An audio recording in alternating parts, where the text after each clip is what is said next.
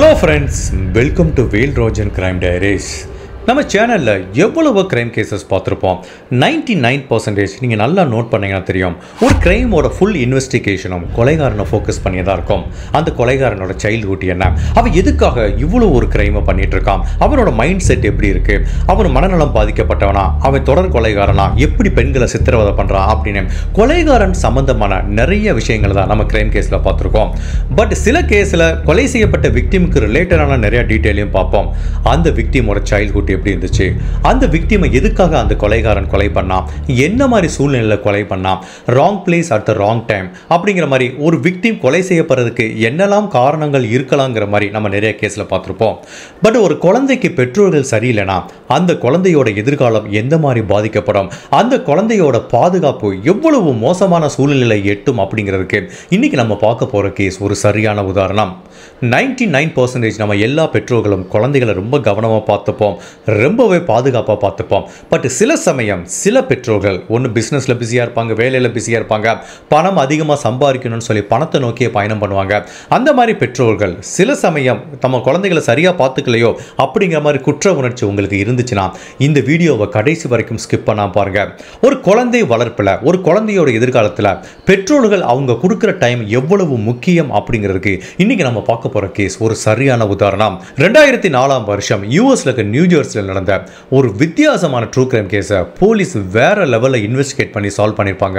கடைசி வரைக்கும் ஸ்கிப் பண்ணாம பாருங்க. 2004 வருஷம் நியூ ஜெர்சியில் அப்படி என்ன மாதிரி கிரைம் நடந்ததுங்கிறத நம்ம தெரிஞ்சுக்கிறதுக்கு முன்னாடி உங்க டைம் 2 செகண்ட்ஸ் எனக்காக ஸ்பெண்ட் பண்ணி என்னோட வீடியோஸ் உங்களுக்கு பிடிச்சிருந்துச்சுன்னா மறக்காம லைக் பண்ணிட்டு கமெண்ட் பண்ணுங்க. இது வரைக்கும் என்னோட சேனல் யாராவது சப்ஸ்கிரைப் பண்ணாம பார்த்தீங்கன்னா மறக்காம சப்ஸ்கிரைப் பண்ணி என்ன சப்போர்ட் பண்ணுங்க. நீங்க கொடுக்குற ஒவ்வொரு லைக்கும் கமெண்ட்டும் மட்டும்தான் என்னோட சேனலை அடுத்த லெவலுக்கு எடுத்துட்டு போறதுக்கு உதவியா இருக்கும். இன்கேஸ் உங்களுக்கு கமெண்ட் பண்றதுக்கு டைம் இல்லாட்டா கூட பரவாயில்ல, ஸ்டார் ரேட்டிங்கோ ஹார்ட் சிம்பிளோ உங்களுக்கு என்ன ஒரு ஸ்மைலியோ எதுனாலும் போடுங்க. பிகாஸ் நீங்க போடுற ஒவ்வொரு கமெண்ட்டுமே என்னோட வீடியோக்கு ஒரு ட்ராக்ஷன் கொடுக்கும். இது வரைக்கும் நீங்கள் என்னோட சேனலுக்கு கொடுத்துட்டு இருக்க ஆதரவுக்கு மிகவும் நன்றி. 1988 வருஷம் யூஎஸ்ல இருக்க நியூ ஜெர்சியில பிறக்கிற பிரிட்னி அப்படிங்கிற பெண் குழந்தையோட வாழ்க்கை சின்ன வயசுலேயே கரடு முரடா இருந்திருக்கு. பிரிட்னி அவங்க அம்மா அப்பாவுக்கு 5வது குழந்தையா பிறக்கிறாங்க. அவங்களுக்கு முன்னாடி நிறைய சகோதர சகோதரிகள் இருக்காங்க. பட் இவங்க அம்மா அப்பா ஒரு சரியான தம்பதிகளா இல்ல. இவங்க அம்மா சின்ன வயசுல இருந்தே போதை மருந்துக்கு அடிமையாயிட்டு இருந்தவங்க. ஈவன் திருமணமாகி 5 குழந்தைகள் பிறந்ததுக்கு அப்புறம் கூட அவங்க போதை மருந்தை ஸ்டாப் பண்ற மாதிரி இல்ல.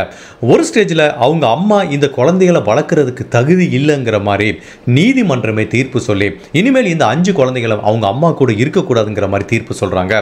அதனால இந்த 5 குழந்தைகளும் அவங்க அப்பா கூட தான் வளர ஆரம்பிக்கிறாங்க.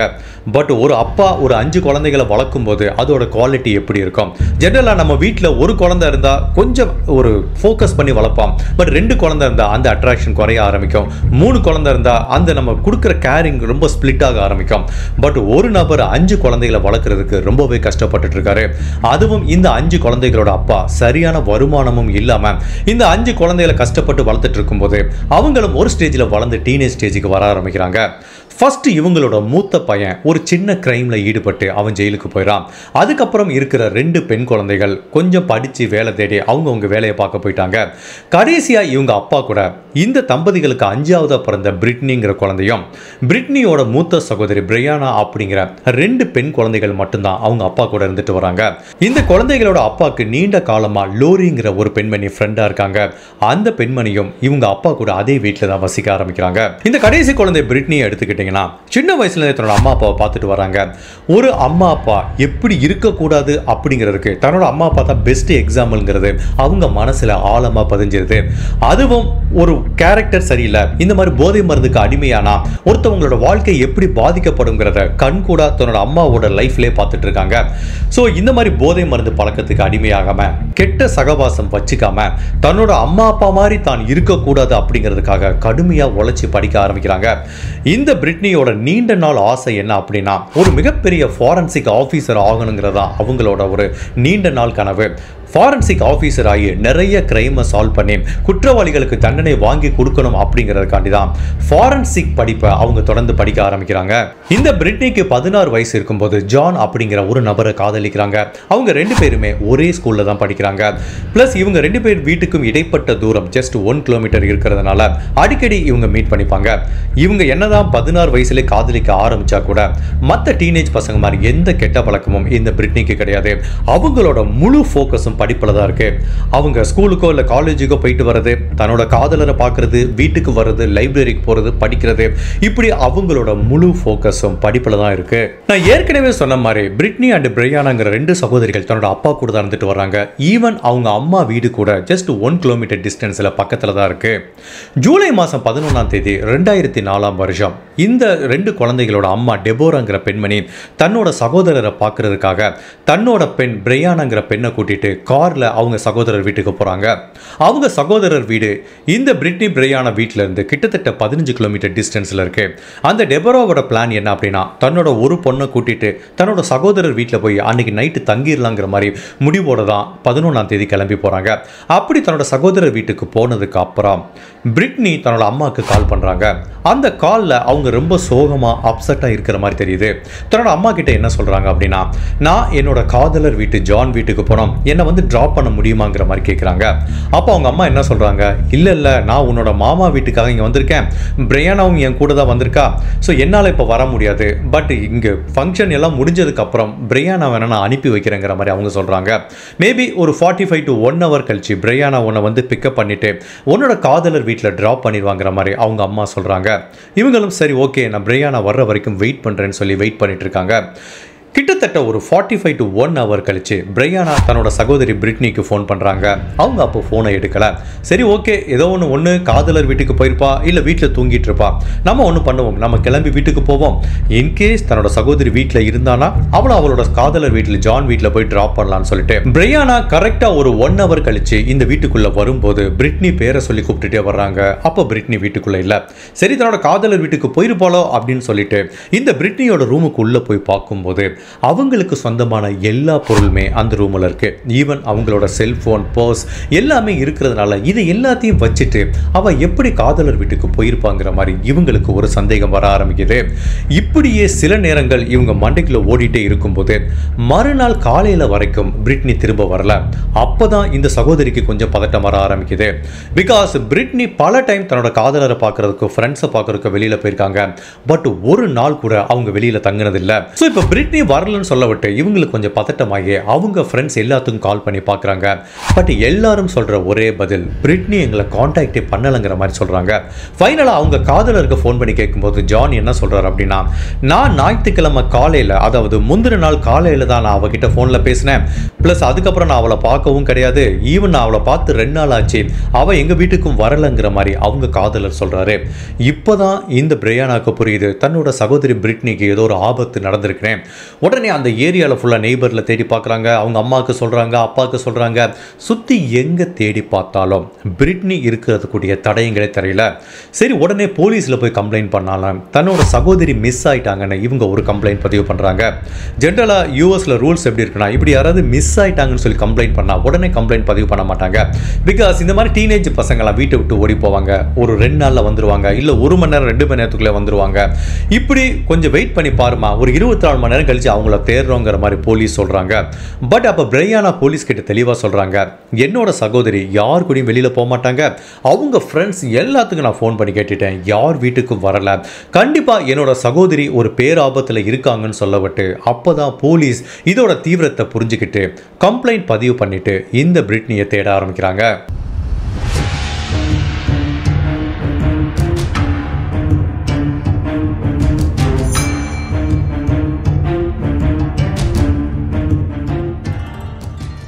இப்போ போலீஸ் அவங்களோட முதல் கட்ட விசாரணையை இந்த பிரிட்னியோட வீட்டிலேருந்து ஆரம்பிக்கிறாங்க. அவங்க வீட்டுக்குள்ளே போய் அந்த வீட்டில் இருக்கிற ஒவ்வொருத்தர்ட்டையும் தனித்தனியாக விசாரிக்கிறாங்க. இந்த பிரிட்னியோட அப்பா, அந்த பிரிட்னியோட அப்பாவோட ஃப்ரெண்டு லாரிங்கிற பெண்மணி, அதுக்கப்புறம் அவங்க சகோதரி பிரையானா அப்படின்னு எல்லாத்திட்டையும் விசாரிக்கும் போது இந்த வீட்டுக்குள்ள எந்த ஒரு அசம்பாவிதம் நடந்த மாதிரி தெரியல. வீடு புகுந்து ஒரு நபர் பிரிட்னியை கடத்திட்டு போனதுக்குரிய தடயமும் இல்லைங்கிறதுனால அந்த வீட்டில் இருக்க யாரு மேலேயும் போலீஸுக்கு சந்தேகம் வரல. கண்டிப்பா பிரிட்னி அவங்களோட விருப்பத்தோட தான் யாரோ ஒருத்தரோட கூட போயிருக்காங்க அப்படிங்கிறத போலீஸால புரிஞ்சுக்க முடியுது. இப்போ அடுத்து போலீஸ் அவங்க பக்கத்து வீட்டுக்காரங்கிட்ட போய் விசாரிக்கிறாங்க. சந்தேகப்படும்படியா ஞாயிற்றுக்கிழமை நைட்டு ஏதாவது ஒரு விஷயத்தை இங்கே நீங்கள் உணர்ந்தீங்களா, ஏதாவது ஒரு சத்தம் கேட்டுச்சா, இல்லை சந்தேகப்படும்படியான ஒரு நபர் இந்த ஏரியாவில் இருந்தாங்களா அப்படின்னு கேட்கும்போது எல்லாருமே சொல்ற விஷயம் என்ன அப்படின்னா, ஒரு வித்தியாசத்தை கூட எங்களால் உணர முடியலங்கிற மாதிரி தான் சொல்றாங்க. இதுல போலீஸ் நோட் பண்ற இன்னொரு மிக முக்கியமான விஷயம் என்ன அப்படின்னா, இந்த பிரிட்னியோட வீடு அவங்க வீடு இருக்கிற ஸ்ட்ரீட்லயே கடைசி வீடு. இந்த வீட்டை தாண்டி ஃபுல்லாவே உடடி ஏரியா தான், எங்க பார்த்தாலும் ஒரு அடர்ந்த காட்டுப்பகுதி. அப்போ ஒரு நெய்பர் என்ன சொல்றாங்க அப்படின்னா, 2 நாளைக்கு முன்னாடி, அதாவது பிரிட்னி காணாம போறதுக்கு 2 நாளைக்கு முன்னாடி வெள்ளிக்கிழமை ஒரு நாள் நைட்டு 11 மணிக்கு பிரிட்னி இந்த உடடி ஏரியாவிலிருந்து தனியா நடந்து வந்து அவங்க வீட்டுக்குள்ள போனதை நான் பார்த்தேன் அப்படிங்கிற மாதிரி அந்த நெய்பர் சொல்றாங்க. அப்போ போலீஸுக்கு ஒரு கன்ஃபியூஷன் ஆச்சு. போலீஸ் இந்த பிரிட்னியை பற்றி விசாரித்த வரைக்கும் அவங்க அனாவசியமாக பார்ட்டிக்கு போக மாட்டாங்க, லேட் நைட் வீட்டுக்கு வர மாட்டாங்க, அவங்க படிப்பு உண்டு, லைப்ரரி உண்டு, வீடு உண்டு தான் இருப்பாங்க. பட் 11 மணிக்கு எதுக்காக இந்த பெண்மணி உடடி ஏரியாவிலேருந்து வந்தாங்க அப்படிங்கிற மாதிரி போலீஸ் அதை பற்றி பேக்ரவுண்ட் செக் பண்ணி பார்க்கும்போது, நான் ஏற்கனவே சொன்ன மாதிரி இந்த பிரிட்னிக்கு ஜான்கிற ஒரு காதலர் இருக்காரு. அந்த காதலரோட வீடும் பிரிட்னியோட வீடும் ஜஸ்ட் 1 கிலோமீட்டர் டிஸ்டன்ஸ்லாம் இருக்கு. அதுவும் இந்த உடட் காட்டுப்பு வழியாக போனால் சீக்கிரமாக அவங்க வீட்டுக்கு போயிடலாம். அது ஒரு ஷார்ட்கட் அப்படிங்கிறதுனால எப்பெல்லாம் தன்னோட காதலரை பார்க்க போறாங்களோ அப்போ இந்த உடடி ஏரியா வழியா அவங்க நடந்து போவாங்க. மேபி வெள்ளிக்கிழமை இரவு தன்னோட காதலரை பார்த்துட்டு இந்த உடடி ஏரியா வழியா வந்திருக்கலாங்கிற மாதிரி போலீஸ் திங்க் பண்றாங்க. இப்போ போலீஸ் இப்படி திங்க் பண்ணி பார்க்குறாங்க, ஒருவேளை பிரிட்னி தன்னோட காதலரை பார்க்கறதுக்காக இரவு நேரத்தில் அந்த காட்டு வழியாக போகும்போது ஒன்று காட்டு விலங்குகள் ஏதாவது அட்டாக் பண்ணியிருக்கலாம், இல்லை ஏதாவது ஒரு நபர் அவங்கள கடத்திட்டு போயிருக்கலாம் அப்படிங்கிற ஆங்கிளில் கூட திங்க் பண்ணுறாங்க. பட் அதுக்கும் எந்தவித தடயங்களும் இல்லை. இப்போ போலீஸ் அடுத்த கட்ட விசாரணையா இந்த பிரிட்னியோட காதலர் ஜான் கிட்ட கேட்குறாங்க, உங்களுக்கும் பிரிட்னிக்கும் இடைப்பட்ட உறவு எப்படி இருக்குன்னு கேட்கும்போது ஜான் என்ன சொல்கிறாருன்னா, எங்களுக்குள்ள அடிக்கடி பயங்கரமான சண்டை வரும், அடிக்கடி சண்டை போட்டுட்டு இருப்போம். பட் நீங்கள் சொன்னால் நம்ப மாட்டீங்க, பிரிட்னி காணாமல் போகிறதுக்கு 2 நாளைக்கு முன்னாடியே நாங்கள் பிரேக்கப் ஆகிட்டோங்கிற மாதிரி அந்த ஜான் சொல்கிறாரு. இப்போ போலீஸ் கேட்குறாங்க, கடைசியாக பிரிட்னி கிட்ட நீங்கள் எப்போ ஃபோனில் பேசுனீங்க, எப்போ பிரிட்னியை நேராக பார்த்தீங்கிறதுக்கு அவர் என்ன சொல்கிறாருன்னா, ஞாயிற்றுக்கிழமை காலையில் பிரிட்னி எனக்கு ஃபோன் பண்ணாங்க. அப்போ நான் என்னோட ஃப்ரெண்ட்ஸ் கூட பீச்சில் இருந்தேன். அப்போ பிரிட்னி என்கிட்ட கடுமையாக கோவப்பட்டு கத்துனாங்க, என்ன கூப்பிட்டா நானும் வந்திருப்பேன்ல, நீ என்ன விட்டு எதுக்கு பீச்சுக்கு போனாங்கிற மாதிரி சண்டை போட்டிருக்காங்க. மேபி தன்னோட காதலர் கூட சண்டை போட்டு அப்செட் ஆனதுனால தான் அன்னைக்கு நைட்டு தன்னோட காதலர் வீட்டுக்கு நேராக போய் பார்த்து அவரை சமாதானப்படுத்தலாங்கிறதுக்காண்டி தான் மேபி தன்னோட காதலர் வீட்டில் தன்னை ட்ராப் பண்ணுங்கிற மாதிரி அவங்க அம்மா கிட்ட பிரிட்னி கேட்டிருக்கலாங்கிற மாதிரி போலீஸ் திங்க் பண்ணுறாங்க. இப்போ அந்த காதலர் கிட்ட கேட்குறாங்க, சரி நீங்கள் பிரிட்னியை எப்போ கடைசியாக நேராக பார்த்தீங்கன்னு சொன்னதுக்கு அவர் என்ன சொல்கிறாருன்னா, சனிக்கிழமை காலையில் பார்த்தேன், அதுக்கப்புறம் பிரிட்னியை நான் நேராக பார்க்கல.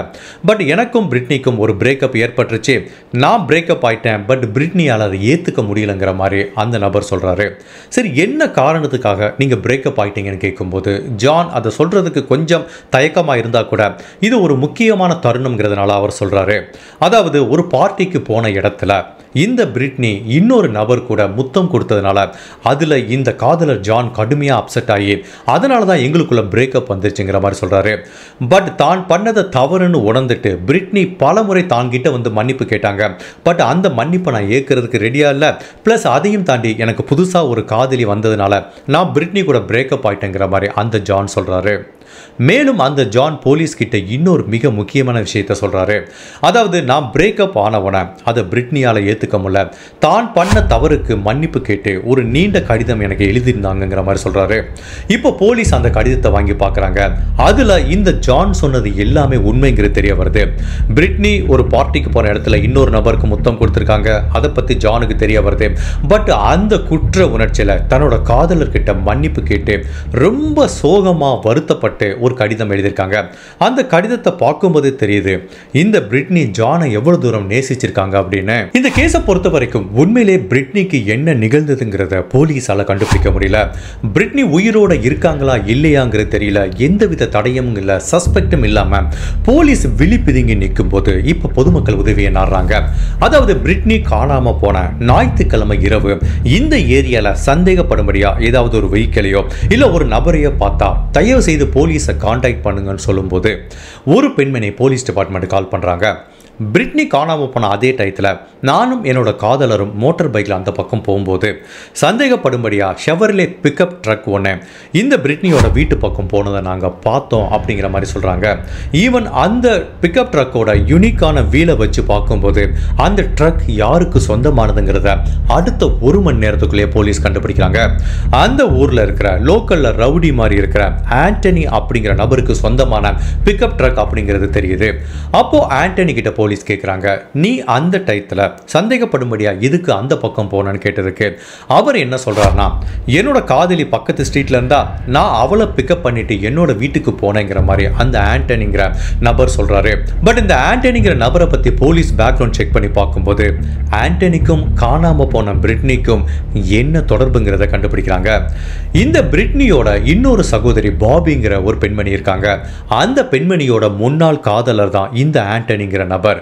அவன் என்னதான் பாபியை காதலிச்சா கூட எப்பெல்லாம் இந்த பாபியை பார்க்க வரானோ அப்போ அவங்களோட கடைசி தங்கை இந்த காணாம போன பிரிட்னி மேல ஒரு கண் இருந்திருக்கு. அவங்க கிட்ட வார்த்தை வித்தியாசமா பேசுறது, சிக்னல் கொடுக்கறது, அவங்கள உடல் ரீதியான தொடர்புக்கு கூப்பிடுறது, இப்படிங்கிற மாதிரி அவனோட பிஹேவியர் கொஞ்சம் கொஞ்சமா மோசமாகிட்டு வர்றதுனால தான் பாபிங்கிற பெண்மணி இவனுக்கிட்ட இருந்து கம்ப்ளீட்டா கட் பண்ணி விட்டுருக்காங்க. நீ எப்ப என் தங்கை கிட்ட இந்த மாதிரி முறை தவறி நடக்க முயற்சி பண்றியோ அப்போ உன்னோட காதலே எனக்கு வேண்டான்னு சொல்லி அந்த ஆண்டனியை கட் பண்ணி விட்டுருக்காங்க. இப்போ போலீஸுக்கு இந்த ஆண்டனி மேல சந்தேகம் அதிகமாகி பிரிட்னி காணாம போனப்ப நீ எங்க இருந்த அப்படின்னு கேட்கும்போது, நான் என்னோட காதலியை பிக்கப் பண்ணிட்டு வந்ததுக்கு அப்புறம் என்னோட காதலி கூட தான் முழு இரவும் இருந்தேன் அப்படின்னு சொல்றான். அதை அவங்க காதலியும் உறுதிப்படுத்துறாங்க. பட் இருந்தாலும் இந்த ஆண்டனியை பிரிட்னியோட கேஸ்ல லிங்க் பண்றதுக்கு எந்தவித தடயங்களும் இல்லைங்கிறதுனால இப்போ அந்த ஆண்டனியை அரெஸ்ட் பண்ண முடியாத மாதிரி ஒரு சூழ்நிலை ஏற்படுது. என்னதான் அவன் சஸ்பெக்டா இருந்தா கூட மேபி இந்த ஆண்டனி பிரிட்னியை எதுவும் பண்ணியிருக்கிறதுக்கு வாய்ப்பு இல்லைங்கிற மாதிரி தான் போலீஸ் திங்க் பண்றாங்க. ஜெனரலா ஒரு கிரைமோட இன்வெஸ்டிகேஷன் எப்படி இருக்குன்னா, மொத்தம் ஒரு 4-5 எவிடன்ஸ் சஸ்பெக்ட் இருக்கும்போது ஒருத்தவங்களை ஃபோக்கஸ் பண்ணுவாங்க, அது ஒர்க் அவுட் ஆகலை, ரிஜெக்டட். செகண்ட் இடத்துக்கு போவாங்க, அங்கேயே ஒர்க் அவுட் ஆகலை, ரிஜெக்டட். இப்படியே சுற்றிட்டு வருவாங்க. 5மே ஒர்க் அவுட் ஆகலைன்னா திரும்ப ஃபஸ்ட்டு கிடைச்ச அந்த எவிடன்ஸை போய் போலீஸ் பார்ப்பாங்க. பிகாஸ் இப்படி திரும்ப திரும்ப பார்க்கும்போது தான் ஏதாவது ஒரு விஷயத்தை மிஸ் பண்ணியிருப்போம் அப்படிங்கிற மாதிரி போலீஸ் திங்க் பண்ணி அந்த மாதிரி சால்வ் பண்ணப்பட்ட எவ்வளவோ கேசஸை நம்ம சேனல்லே பார்த்துருக்கோம். இப்போ போலீஸ் திரும்ப என்ன பண்ணுறாங்க, அந்த ஜான்கிற காதலருக்கு இந்த பிரிட்னி ஒரு மன்னிப்பு கடிதம் எழுதியிருந்தாங்க, நான் தவறு பண்ணிட்டேன், என்னை மன்னிச்சு ஏற்றுக்கோனேன். இப்போ அந்த கடிதத்தை போலீஸ் 2-3 டைம் பார்க்கும்போது அதுல பிரிட்னி ரொம்ப உருக்கமா குற்ற உணர்ச்சியோட இந்த உலகத்துல தான் ஏன் இருக்கோம் அப்படிங்கிற மாதிரி ஒரு லெட்டர் எழுதுனதுனால போலீஸ் இப்படி கூட ஒரு தியரி திங்க் பண்றாங்க. தான் இன்னொரு நபரை முத்தம் கொடுத்துட்டோங்கிறத தன்னோட காதலர் கண்டுபிடிச்சிட்டாரு, அதனால பிரேக்கப் ஆகி இவங்க பிரிஞ்சுட்டாங்க, ஜானுக்கு துரோகம் பண்ணிட்டோம் அப்படிங்கிறத இந்த பெண்ணால ஏத்துக்க முடியல, ஏதோ ஒரு தப்பு பண்ணிட்டோம் சொல்லி குற்ற உணர்ச்சியில அவங்க ஏன் தற்கொலை பண்ணிருக்க கூடாது அப்படிங்கிற மாதிரி போலீஸ் திங்க் பண்றாங்க. பிகாஸ் அவங்க வீட்டுக்கு பின்னாடி இருக்கிற அந்த உடடி ஏரியால நைட்டு உள்ளே போனோம் அப்படின்னா கண்டிப்பாக உயிரோடு வர்றதுக்கு வாய்ப்பு இல்லை. ஒன்று வழி தெரியாமல் தொலைஞ்சு போயிடுவோம், இல்லை காட்டு மிருகங்கள் கிட்ட இறந்து போயிடுவோம், இல்லை உள்ளே சுற்றிட்டு இருக்க நிறைய கிரிமினல்ஸ் கிட்ட மாட்டி அவங்க ஏதாவது பண்ணிடுவாங்க. ஒருவேளை இவங்க தற்கொலை பண்ணியிருக்கலாமோ அப்படிங்கிற ஆங்கில போலீஸ் சொன்னால் கூட இதை இந்த பிரிட்னியோட குடும்ப உறவுகள் முழுவதுமாக மறுக்கிறாங்க. பிரிட்னி அவள் வாழ்க்கையில் எவ்வளவோ பிரச்சனையை பார்த்துருக்கா, அப்பா அம்மா பிரிஞ்சு போய் அவ்வளோ ஒரு அனாத மாதிரி தான் ஒரு வாழ்க்கையை வாழ்ந்துட்டு இருக்கா. பட் வாழ்க்கையை தன்னம்பிக்கையோட எதிர்கொண்டு தான் ஒரு ஃபாரன்சிக் ஆஃபீஸர் ஆகணுங்கிறக்காண்டி அவள் கடுமையாக உழைச்சிட்டு இருக்கும்போது இந்த மாதிரி சின்ன சின்ன விஷயத்துக்கெல்லாம் தற்கொலை பண்ணிக்கிற அளவுக்கு என்னோட பொண்ணு கோலை இல்லைங்கிற மாதிரி அவங்க பெற்றோர்கள் சொல்றாங்க. சரி, ஓகே, இப்போ காதலருக்கு எழுதின கடிதத்திலையும் எதுவுமே கிடைக்கல. இப்போ போலீஸ் என்ன பண்றாங்க, திரும்ப இந்த பிரிட்னியோட வீட்டுக்கு போறாங்க. அந்த வீட்டில் யார் யார் இருக்கா, பிரிட்னி, அவங்க சகோதரி பிரையானா, அவங்க அப்பா, அவங்க அப்பாவோட ஃப்ரெண்டு லோரிங்கிற பெண்மணி. இப்போ இந்த பிரிட்னியோட ரூமுக்குள்ள போகும்போது அவங்க ஷெல்ஃப்ல இந்த பிரிட்னியோட பர்சனல் டைரி ஒன்று இருக்கிறத பார்க்குறாங்க. அந்த டைரியை எடுத்து படிக்கும்போது போலீஸுக்கே ஒரு பயங்கரமான ஷாக் உண்டாகுது. அந்த டைரியில் அவங்க என்ன எழுதியிருக்காங்கன்னா, தான் பிறப்புல இருந்து தன்னோட 16 வயது வரைக்கும் தன்னோட குடும்ப உறவுகள் சரியில்லாமல் இருந்ததுனால தன்னோட வாழ்க்கை எவ்வளவு பெரிய ஒரு மிகப்பெரிய பாதிப்பை சந்திச்சிருக்கு அப்படிங்கிற மாதிரி எழுதியிருக்காங்க. சின்ன வயசுலே அம்மா போதை மருந்துக்கு அடிமையானதுனால அம்மா கிட்ட இருந்த அன்பு இல்லை. தன்னோட சகோதரரும் ஒரு கிரிமினலாக இருந்து அவரும் ஜெயிலுக்கு போயிருக்காரு. 2 சகோதரிகளும் தான் கூட இல்லை.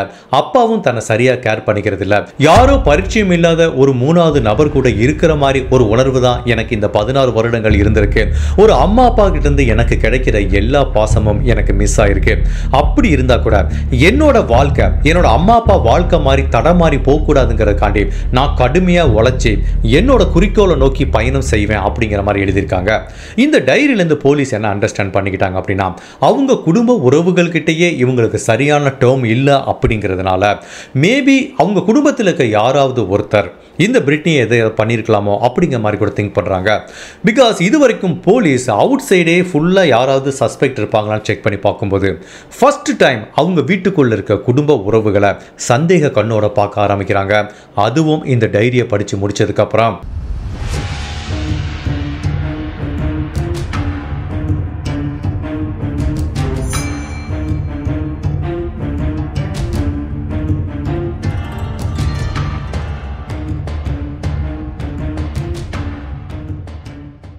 உண்மையிலேயே வீட்டுக்குள்ளே இருந்த பொண்ணு திடீர்னு எங்கே காணாமல் போயிட்டாங்கங்கிறது யாருக்குமே விடை தெரியாத மர்மமாக இருக்கு.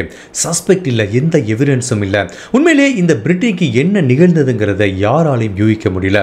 ஒரு ஸ்டேஜில் பிரிட்னியோட குடும்ப உறவுகள் மட்டுமல்ல, போலீஸ் கூட திங்க் பண்ண ஆரம்பிக்கிறாங்க, நாம இனிமேல் பிரிட்னியை கண்டுபிடிக்கிறதுக்கு வாய்ப்பே கிடையாது, இந்த கேஸ் கண்டிப்பாக கோல்டு கேஸாக தான் ஆக போகுது அப்படின்னு போலீஸ் நினச்சிட்டு இருக்கும்போது இந்த கேஸை சால்வ் பண்ணுற மாதிரி போலீஸுக்கு ஒரு ஃபோன் கால் வருது. அந்த ஒரு ஃபோன் கால் இந்த கேஸோட இன்வெஸ்டிகேஷனையை தலைகீழாக திருப்பி போடுது. ஒரு நபர் போலீஸுக்கு ஃபோன் பண்ணி என்ன சொல்கிறாரு அப்படின்னா, சார் எனக்கு க்ளோஸ் ஃப்ரெண்ட் ஒருத்தன் இருக்கான், அவனோட பேர் ஜாக் ஃபுல்லர். அவன் 2 நாளைக்கு முன்னாடி என்கிட்ட வந்து எனக்கு கடுமையான முதுகு வலி இருக்குது அப்படிங்கிற மாதிரி சொன்னான். எதுக்குடா திடீர்னு முதுகு வலின்னு கேட்டால், நான் ஒரு கொலை பண்ணிட்டேன், அந்த விக்டிமோட உடலை புதைக்கிறதுக்காக குழி தோன்றதுக்குள்ளேயும் ரொம்ப கஷ்டமாச்சு, கிட்டத்தட்ட நான் தனியாக 6 அடி குழி தோண்டி அந்த உடலை புதைச்சிக்கிட்டேன். பிகாஸ் நான் புதைச்ச அந்த இடத்துல ஒரு 1 அடி 2 அடி தோண்டினா நிறைய அனிமல்ஸ் விலங்குகள் மோப்பம் பிடிச்சி அந்த உடலை வெளியில் எடுக்கிறதுக்கு வாய்ப்பு இருக்குது. அதனால தான் அந்த மண் வேறு ரொம்ப லூஸ் சாயில் மாதிரி இருக்குது. ஃபார் எக்ஸாம்பிள் கடற்கரை மண் மாதிரி இருந்தது.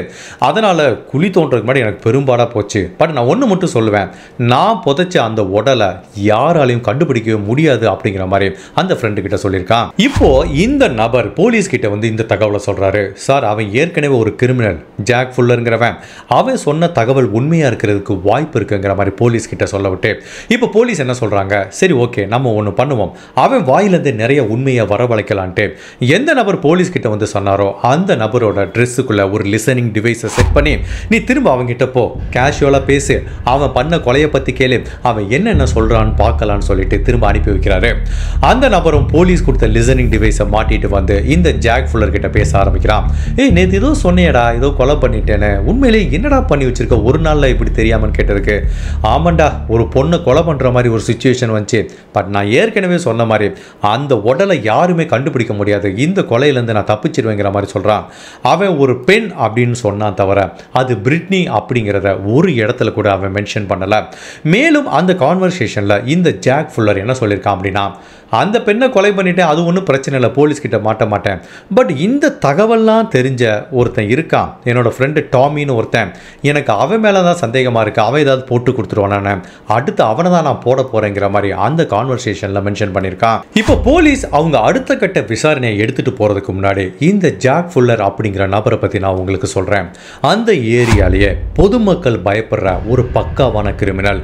இவன் என்னதான் கிரிமினலாக இருந்தால் கூட காணாமல் போன பிரிட்னியோட குடும்பத்துக்கு இவ ஒரு நல்ல ஃபேமிலி ஃப்ரெண்டாக இருந்திருக்கான். ஃபார் எக்ஸாம்பிள் இந்த ஜாக் ஃபுல்லரோட பசங்களும் இந்த பிரிட்னியோட அம்மா அப்பா அவங்க டெபரா அப்படிங்கிற அந்த தம்பதிகளோட இந்த 5 குழந்தைகளும் சின்ன வயசுல இந்த சைல்ட்ஹுட் ஃப்ரெண்டாக இருந்திருக்காங்க. அடிக்கடி இந்த ஜாக்கோட குழந்தைகள் இவங்க வீட்டுக்கு விளையாட வர்றதும், இந்த டெபராவோட குழந்தைகள் அதாவது பிரிட்னியோட சகோதர சகோதரிகள் அவங்க வீட்டில் போய் விளையாடுறதும் அவ்வளவு க்ளோஸாக இருந்திருக்காங்க. அதுவும் நான் ஏற்கனவே சொன்ன மாதிரி பிரிட்னியோட மூத்த சகோதரர் ஜெயிலில் இருக்கார்ல, அந்த நபர் தான் இந்த நபர் ஜாக் ஃபுல்லரோட குடும்பத்துக்கு அவ்வளவு க்ளோஸாக இருந்திருக்காரு. பட் இவனை பற்றி சொல்லணும்னா ஒன்று சொல்லிக்கிறதுக்கு பெருசாக இல்லை, ஒரு பக்காவான கிரிமினல். சின்ன சின்ன திருட்டு குற்றங்கள் ஈடுபடுறது, போற வர்றவங்கிட்ட வழிப்பறி கொலையில் ஈடுபடுறது, அதுக்கப்புறம் காரை உடைச்சி திருடுறது, சின்ன சின்ன பெண்கள் கிட்ட தவறாக நடக்கிறது அப்படிங்கிற மாதிரி பல கிரைம் பண்ணிட்டு இருந்திருக்கான். இவன் ஆள் பார்க்கவே ஆஜானு பாகவா இருக்கிறதுனால இவங்கிட்ட வச்சுக்கிறதுக்கு எல்லாருமே பயப்படுவாங்க. பட் தான் பண்ண குற்றத்துக்காக இந்த ஜாக் பல முறை ஜெயிலுக்கு போயிட்டு வந்திருக்கான். ஈவன் பிரிட்னி காணாம போறதுக்கு 1 வருஷம் முன்னாடி முன்னாடி வரைக்கும் அவன் ஒரு பெண்கிட்ட தவறாக நடந்த குற்றத்துக்காக 5 வருடங்கள் சிறை தண்டனை அனுபவிச்சுட்டு வந்திருக்கான். பட் இந்த ஜாக் ஃபுல்லர் இப்போ சந்தேக வலயத்துக்குள்ளே வரும்போது காணாமல் போன பிரிட்னியோட குடும்ப உறவுகளுக்கு இது அதிர்ச்சியாக இருக்குது. எஸ்பெஷலி பிரிட்னியோட அம்மாவுக்கு இது பயங்கர ஷாக்கிங்காக இருக்குது. பிகாஸ் எனக்கு ஜாக்கை ரொம்ப நாளாக நல்லா தெரியும். அவன் ஒரு கிரிமினல் தான், இல்லைன்னு சொல்லலை, திருடுவான், எல்லாம் பண்ணுவான். பட் அவன் ஒரு கொலை பண்ணுற அளவுக்கு போவானாங்கிறது எனக்கு ஆச்சரியமாக இருக்குது. அதுவும் நாங்கள் ஒரு நல்ல ஃபேமிலி ஃப்ரெண்ட், எங்கள் வீட்லேயே அவன் இப்படி பண்ணுவானாங்கிறது எங்களுக்கு ரொம்ப அதிர்ச்சியாக இருக்குது அப்படிங்கிற மாதிரி சொல்கிறாங்க.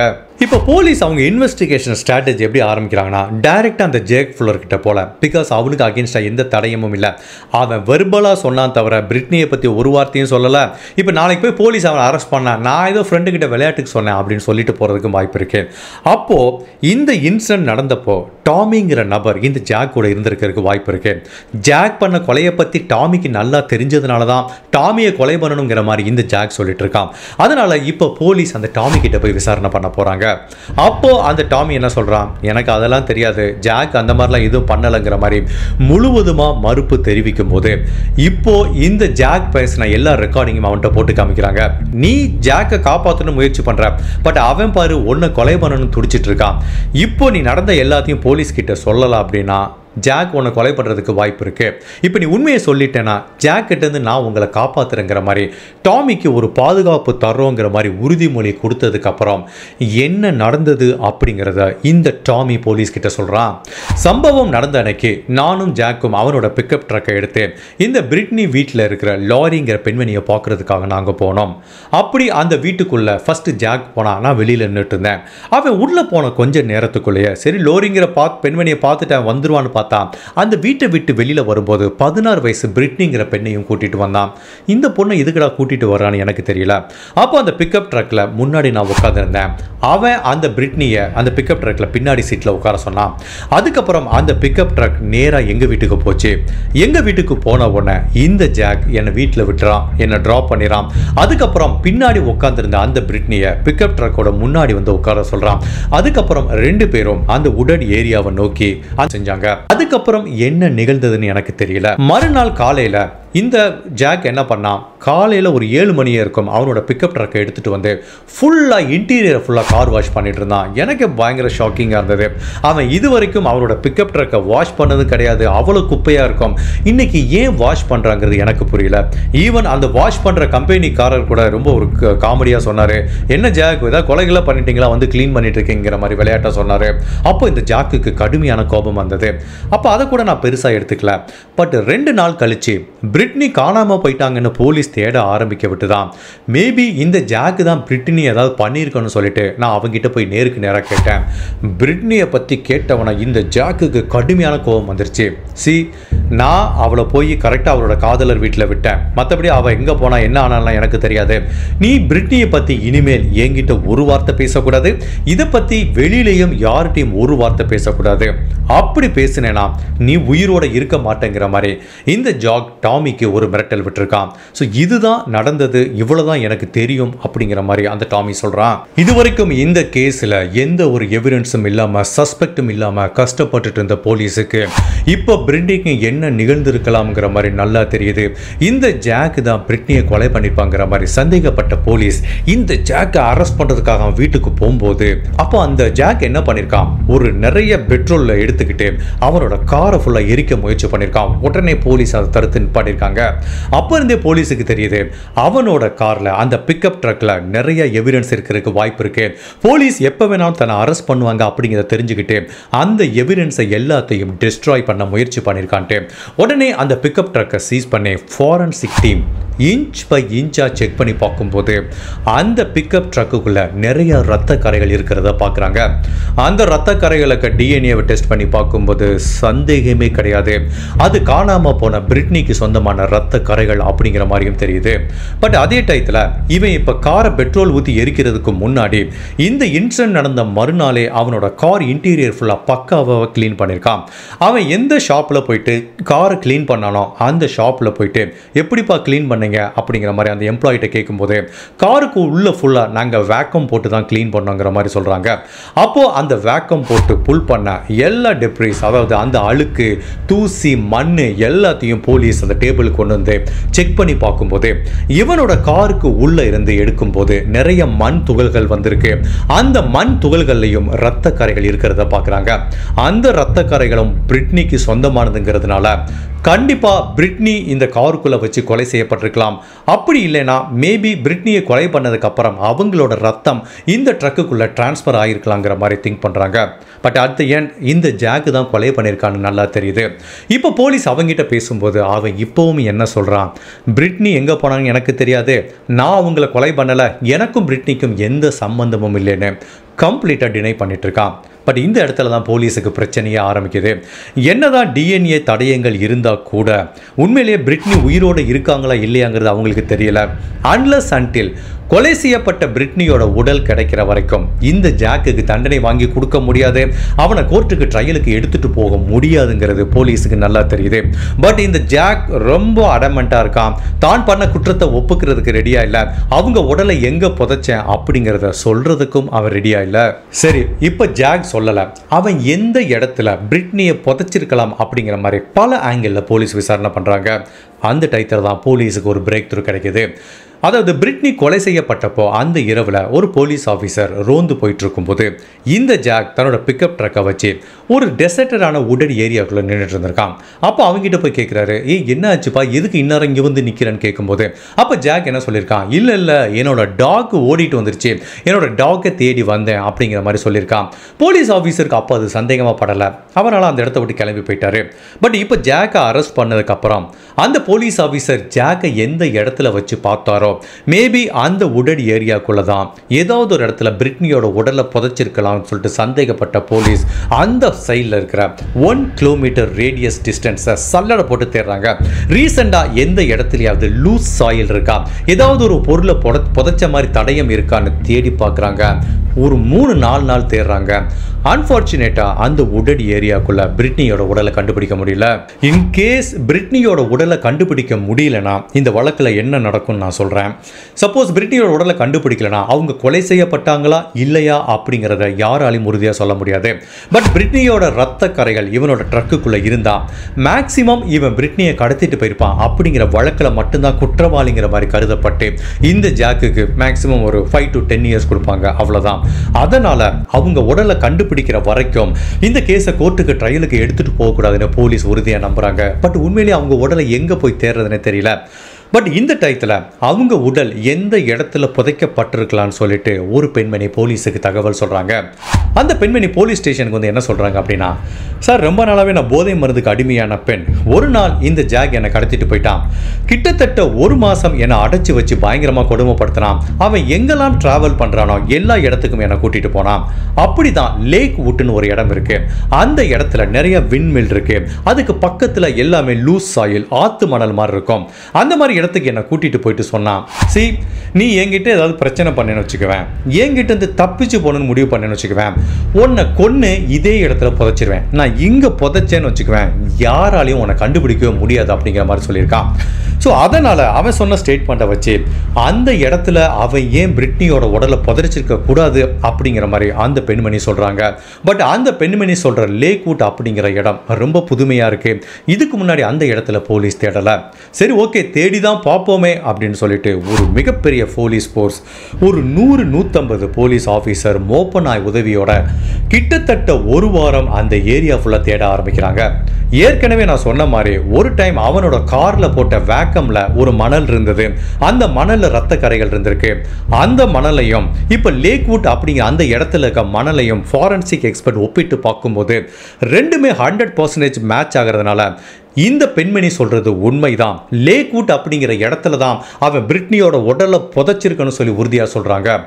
இரவு பகல் ஒரு 150 போலீஸ் ஆஃபீஸர் தேடினதுக்கு அப்புறம் ஃபைனலாக ஒரு இடத்துல இந்த பிரிட்னியோட உடலை கண்டுபிடிக்கிறாங்க. கிட்டத்தட்ட 6 அடி ஆழம் குழி தோண்டப்பட்டு அதுல முழு நிர்வாணமா இந்த பிரிட்னியோட உடல் புதைக்கப்பட்டிருக்கு. பிரிட்னியோட உடல் கண்டுபிடிக்கப்பட்டப்போ அவங்க கொலை செய்யப்பட்டு கிட்டத்தட்ட 2 வாரம் ஆனதுனால அவங்க உடல் ஆல்மோஸ்ட் டீகம்போஸ் ஆகிற ஸ்டேஜில் வந்ததுனால பேத்தாலஜிஸ்ட் மேக்சிமம் அவங்க என்ன காரணத்துக்காண்டி இறந்து போயிருப்பாங்க அப்படின்னு கண்டுபிடிக்கும் போது அவங்களோட கழுத்து எலும்புகள் நெறிப்பட்டிருக்கனால கழுத்தை நெரிச்சு தான் அவங்கள கொலை பண்ணியிருக்காங்க அப்படிங்கிறது உறுதியாக தெரியுது. பட் அதே டயத்தில் அவங்க பாடி டீகம்போஸ் ஆனதுனால இவங்களை கொலை பண்ண அந்த கொலைகாரன் அவங்க கிட்ட தவறா நடந்தானா இல்லையா அப்படிங்கிறத கடைசி வரைக்கும் அவங்களால உறுதிப்படுத்த முடியல. பட் அதே டயத்தில் பிரிட்னியோட உடல் கண்டுபிடிக்கப்பட்டப்போ அவங்க முழு நிர்வாணமாக இருந்ததுனால கண்டிப்பா இந்த கொலைகாரன் அவங்க கிட்ட தவறா நடந்துதான் கொலை பண்ணியிருக்கான் அப்படிங்கிறத போலீஸ் உறுதிப்படுத்துறாங்க. இப்போ இந்த ஜாக் கிட்ட கேட்குறாங்க, இப்போ பாருப்பா உடலை கண்டுபிடிச்சிக்கிட்டோம், இப்போ சொல்லு உண்மையிலே நீ தான் அவளை கொலை பண்ணியா அப்படிங்கிற மாதிரி கேட்கும்போது இப்போ ஜாக் தன்னோட லாயர் கிட்ட டிஸ்கஸ் பண்ணிட்டு இப்போ போலீஸ் கிட்ட ஒரு அக்ரிமெண்ட் போடுறான். இன்கேஸ் அவன் இப்போவுமே டினை பண்ணி இந்த கேஸ் கோர்ட்டுக்கு ட்ரையலுக்கு போச்சுன்னா அவனுக்கு அகேன்ஸ்டா நிறைய தடயங்கள் இருக்கிறதுனால அவனுக்கு மரண தண்டனை கிடைக்கிறதுக்கு வாய்ப்பு இருக்கு. பட் பிரிட்னியை நான் தான் கொலை பண்ணேங்கிறத இப்போ அவன் அக்செப்ட் பண்ணிக்கிட்டா மேபி அது ஆயுள் தண்டனையாக குறைக்கிறதுக்கு வாய்ப்பு இருக்கிறதுனால தான் பண்ண கொலையை ஃபைனலாக கன்ஃபெஷன் பண்ணிக்கிறான். என்ன நடந்தது அப்படிங்கிறத இந்த ஜாக் ஒன் பை ஒன்னாக சொல்ல ஆரம்பிக்கிறான். ஆக்சுவலாக அவன் எதுக்காக பிரிட்னி வீட்டுக்கு போயிருக்கான் அப்படின்னா அந்த இடத்துல தான் இந்த கேஸில் இன்னொரு ட்விஸ்ட் இருக்கு. நான் ஏற்கனவே சொன்ன மாதிரி பிரிட்னி இருக்கிற வீட்டில் அவங்க அப்பாவுக்கு லாரிங்கிற மாதிரி ஒரு பெண்மணி ஃப்ரெண்டாக இருக்காங்க. அந்த வீட்டில் வச்சு, அதாவது பிரிட்னியும் அவங்க சகோதரியும் எந்த வீட்டில் இருக்காங்களோ அந்த வீட்டில் வச்சு ஒரு மசாஜ் பார்லர் ரன் பண்ணிட்டு இருந்திருக்காங்க. அதுவும் ஆண்களுக்கு மசாஜ் கொடுக்கறது. பட் மசாஜ் அப்படிங்கிற பேரில் அந்த பெண் பாலியல் தொழில் பண்ணிட்டு இருந்திருக்காங்க. அதனால் பல ஆண்கள் அந்த பெண்ணோட வீட்டுக்கு போயிட்டு வந்திருக்காங்க. இதை பற்றி பிரிட்னிக்கும் நல்லாவே தெரிஞ்சிருக்கு, அவங்க சகோதரி பிரையனாக்கும் நல்லாவே தெரிஞ்சிருக்கு. சம்பவம் நடந்தப்போ லாரிங்கிற இந்த பெண்மணி கிட்ட பாலியல் உறவு வச்சுக்கிறதுக்காண்டி தான் இவன் உள்ளே போயிருக்கான். அப்போ அந்த வீட்டில் யாருமே இல்லை. அப்போ பிரிட்னி தனியாக இருந்திருக்காங்க. பட் ஏற்கனவே பிரிட்னி தன்னோட காதலர் கூட சண்டை போட்டு ரொம்ப சோகமாக இருந்ததுனால இவன் வேற உள்ளே வந்திருக்கான். இவங்கிட்ட போய் உதவி கேட்டிருக்காங்க. என்ன போய் என்னோட காதலர் வீட்டில் ட்ராப் பண்ணுறியான்னு கேட்டதுக்கு இவனும் சந்தோஷமாக கூட்டு போயிருக்கான். அப்படி கூட்டு போகிறப்ப தான் தன்னோட ஃப்ரெண்டு டாமி அவங்க வீட்டில் இறக்கி விட்டுட்டு இவங்களை அந்த உடல் ஏரியாக்குள்ளே கூட்டு போயிருக்கான். உள்ளே போனவொடனே இவன் போதை மருந்து சாப்பிட ஆரம்பிச்சிருக்கான். அப்போது இவங்களுக்கு கோபம் வந்துருச்சு. நான் உன்னை என் காதலர் வீட்டில் போய் விட சொன்னேன், இப்போ போதை மருந்து சாப்பிட்டுட்டு இருக்கேன்னு சொல்லிட்டு இவனை கடுமையாக திட்டிருக்காங்க. சில பேட் வேர்ட்ஸை யூஸ் பண்ணும்போது ஜாக்குக்கு கோபம் வந்து இவங்களை அடிக்க ஆரம்பிக்கிறான். அப்போ தான் அவங்களோட ரத்த கரைகள் இந்த ட்ரக்கில் வந்திருக்கு. ஒரு ஸ்டேஜில் 2 பேரும் கடுமையாக சண்டை போட ஆரம்பிக்கும் போது இவன் அவங்களோட கழுத்தை நெரிக்கும் போது அவங்க பரிதாபமாக இறந்து போயிருக்காங்க. ஸோ எப்போ இவங்க இறந்து போயிட்டாங்கன்னு தெரிய விட்டு தான் அவங்க உடலை தோண்டி புதைச்சிருக்கான். இதுதான் நடந்தது அப்படிங்கிற மாதிரி ஜாக் ஒரு கதை சொன்னா கூட இந்த கதையை போலீஸ் நம்புறதுக்கு ரெடியா இல்லை. பிரிட்னியை தான் கொலை பண்ணங்கிறத அவன் ஒத்துக்கிட்டான். பட் அவன் சொன்ன காரணம் உண்மையா இருக்கிறதுக்கு வாய்ப்பு இல்லை. லோரிங்கிற பெண்மணி கிட்ட அவன் பாலியல் உறவு வச்சுக்க போயிருக்கான். அப்போ அந்த பெண்மணி வீட்டில் இல்லை. அப்போ அந்த வீட்டில் இருக்க பிரிட்னி கிட்ட இவன் தவறாக நடக்க முயற்சி பண்ணுறதுக்காக ஒரு பிளான் போடும்போது பிரிட்னியே இவனோட வலையில வந்து விழுந்துக்கிட்டாங்க. ஸோ தன்னோட காதலர் வீட்டில் ட்ராப் பண்ணிடுவான்னு சொல்லி இவனை நம்பி போகிறப்போ மேபி அந்த உடட் ஏரியாவுக்குள்ளே வச்சுட்டு இவன் பிரிட்னி கிட்ட தவறாக நடந்து கொலை பண்ணி குழி தோண்டி புதைச்சிருக்காங்கிற மாதிரி தான் சொல்கிறாங்க. இவன் பிரிட்னி கிட்ட தவறா நடக்கல அப்படின்னா அவங்கள ஏன் முழு நிர்வாணமா குழி தோண்டி புதைக்கணும் அப்படிங்கிறதா ஒரு கொஸ்டின். ஸோ கண்டிப்பாக அவங்க கிட்ட தவறா நடந்து தான் கொலை பண்ணியிருக்கான் அப்படிங்கிற மாதிரி தான் போலீஸ் நம்புறாங்க. பட் இவன் ஏற்கனவே போலீஸ் கிட்ட அக்ரிமெண்ட் போட்டு தன்னோட குற்றத்தை ஒப்புக்கிட்டதுனால இந்த கேஸ் ட்ரையலுக்கு போகாம டைரக்டா இந்த ஜாக்குக்கு தீர்ப்பு கொடுக்குறாங்க. பிரிட்னியை கொலை பண்ண குற்றத்துக்காக அவனுக்கு ஆயுள் தண்டனை கொடுக்குறாங்க. பட் 35 வருடங்கள் கழிச்சு அவனுக்கு பரோல் கிடைக்கிறதுக்கு வாய்ப்பு இருக்கு. இந்த கேஸை பற்றி நான் என்ன ஃபீல் பண்ணுறேன்னா சந்தேகமே கிடையாது, போலீஸ் சொல்கிற தேரி தான் 100% கரெக்ட். கண்டிப்பாக இவன் பிரிட்னி கிட்ட தவறாக நடந்து தான் கொலை பண்ணியிருக்கான் அப்படிங்கிறது நான் ரொம்ப உறுதியாக நம்புகிறேன். இது எல்லாத்தையும் தாண்டி எனக்கு பிரிட்னி மேலே ஒரு பரிதாப உணர்வு ஏற்படுது. ஜஸ்ட் திங்க் பண்ணி பாருங்க, ஒரு பாலியல் தொழில் நடக்கிற இடத்துல ஒரு 16 வயசு பொண்ணை ஒரு அப்பா வச்சிருக்காரு அப்படின்னா அந்த அப்பாவுக்கு தன்னோட பெண் மேலே என்ன அக்கறை இருக்கு? தனக்கு இவ்வளவு குழந்தைகள் இருந்தும் தன்னோட சுயநலத்துக்காக போதை மருந்து சாப்பிட்டு இந்த குழந்தைகளை இவ்வளவு ஒரு கடினமான சூழ்நிலை விட்டுட்டு போன அவங்க அம்மாக்கும் இந்த குழந்தைகள் மேல என்ன அக்கறை இருக்கு? கண்டிப்பா பிரிட்னியோட இந்த நிலைமைக்கு அவங்க அம்மா அப்பா தான் முழு காரணம் அப்படிங்கிறத நான் உறுதியா சொல்வேன். இன்கேஸ் அவங்க அம்மா அப்பா சரியா இருந்தா இதுக்கு இவ்வளவு விஷயம் நடந்திருக்கு. அவங்க அம்மா இருந்தா பாதுகாப்பா இருந்திருக்கலாம். ஈவன் அவங்க அப்பா தவறான ஒரு பெண் கூட இல்லாம இருந்து அந்த இடத்துல பாலியல் தொழில் நடக்காம இருந்தா இந்த ஜாக்ங்கிற நபர் எதுக்காக இவங்க வீட்டுக்குள்ள வந்திருக்கணும்? ஸோ கண்டிப்பா இவங்களோட மரணத்துக்கு அவங்க அம்மா அப்பா தான் முழு பொறுப்பு அப்படிங்கிற மாதிரி எனக்கு தோணுது. பட் இந்த பிரிட்னி இவ்வளவு ஒரு கடினமான சூழ்நிலை வந்தா கூட தன்னோட அப்பா அம்மா மாதிரி தன்னோட வாழ்க்கை நாசமா போயிடக்கூடாதுங்கிறதுக்காக அவ்வளவு கஷ்டப்பட்டு படிச்சு ஃபாரன்சிக் எக்ஸ்பர்ட் ஆன் முடிவு பண்ணிட்டு போயிருக்காங்க. பட் அன்ஃபார்ச்சுனேட்டா அவங்க வாழ்க்கையில அது நடக்காம போயிருக்கு. பட் இந்த கேஸை படிச்சு பார்க்கும்போது எனக்கு மனசுல தோன்ற விஷயம் என்ன அப்படின்னா, கல்வி அப்படிங்கிறது ஒரு குழந்தைக்கு இந்த காலத்துல ரொம்பவே அவசியமானது. உங்களுக்கு வசதி இருக்கு இல்ல ஏழை பணக்காரன் எப்படி இருந்தா கூட ஒரு குழந்தையோட கல்வி தான் அந்த குழந்தையோட எதிர்காலத்தை தீர்மானிக்கும். கண்டிப்பா ஒரு கஷ்டப்பட்டு குடும்பத்திலிருந்து வர்ற ஒரு குழந்தைக்கு கொடுக்கிற கல்வி அந்த குழந்தைய மட்டுமல்ல அந்த குடும்பத்தையே வளமாக்குறதுக்கு வாய்ப்பு இருக்கு. ஈவன் என்னோட பர்சனல் லைஃப்ல சொல்றேன், நான் பிறந்தது வளர்ந்தது எல்லாமே ஒரு ஏழ்மையான குடும்பத்துல தான். பட் எங்களோட அப்பா என்னை கஷ்டப்பட்டு படிக்க வச்சாரு. பட் அந்த கல்வி தான் நான் எவ்வளவோ கண்ட்ரியில் ஒர்க் பண்ணியிருக்கேன், எவ்வளவோ வேலை பார்த்துருக்கேன், எவ்வளவோ பணம் சம்பாதிச்சிருக்கேன். அந்த கல்வி தான் எனக்கு வாழ்க்கையில் ஒரு மிக முக்கியமான அங்கமாக இருந்திருக்கு. என்னோட வாழ்க்கையை ஒரு நல்ல பாதைக்கு எடுத்துகிட்டு போகிறதுக்கு உதவியாக இருந்திருக்கு.